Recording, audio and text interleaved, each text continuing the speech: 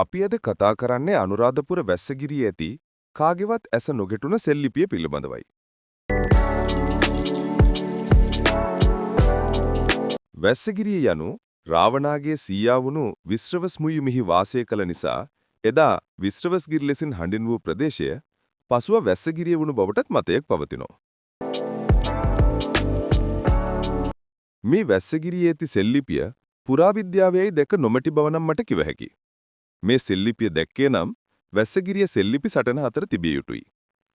මා හුණු කෑල්ලක් මගින් අද පෙන්නනම්. මේ ගලේ කටාරම් කොට ඇති ආකාරය ඔබට පේනව නේද? මේ කටාරම් සහිත සෙල්ලිපියේ ඇති ගල් ගුහාව කැඩී පෙරළි ගිහින් නැති නිසා සෙල්ලිපිය අනිත් පැත්තට හැරවි ඇත. මේ සෙල්ලිපිය මට පෙනෙන ආකාරයට මා හුණු කෑල්ලෙන් අදින්නම්. සෙල්ලිපිය කියවන්නේ කිය මෙහි අර්ථය කුමක්ද කියා සොයා බලා අප දැනුවත් කරන්න. පුළුවන් නම් මේ තැනට ගිහින් බලන්න.